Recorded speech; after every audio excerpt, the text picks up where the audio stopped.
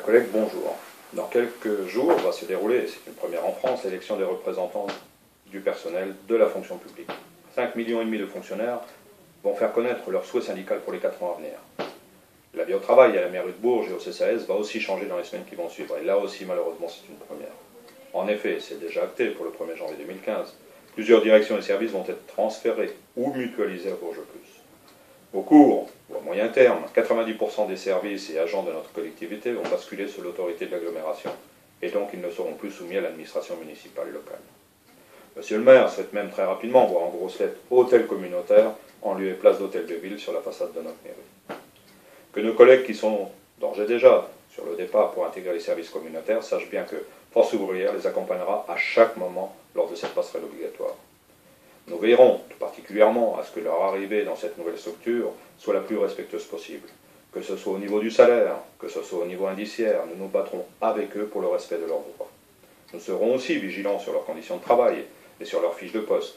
Qu'ils en soient rassurés, nous serons toujours présents à leur côté. Le 4 décembre, de 8h à 17h, dans le hall d'accueil de la mairie, nous allons donc être invités tous à venir voter et à nous exprimer librement. Faites-le. Ce jour-là, et seulement ce jour-là, car il n'y a plus qu'un seul tour au lieu de 2, vous élirez les représentants du personnel de la ville de Bourges et du CCAS. Vous voterez pour la défense de votre statut, pour un service public de proximité, pour garder les valeurs fondamentales de la fonction publique territoriale.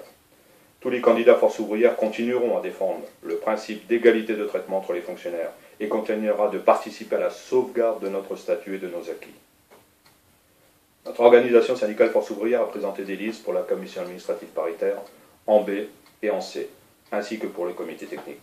Nous aurons en plus à désigner après le 5 décembre et avant fin janvier des collègues FO au CHSCT. Votre participation massive à cette élection permettra de donner un signal fort au gouvernement, mais aussi plus localement à notre maire et aux dirigeants de la ville de Bourges et du CCAS. Il nous faut refuser en masse cette politique de rigueur qui assomme les agents territoriaux que nous sommes.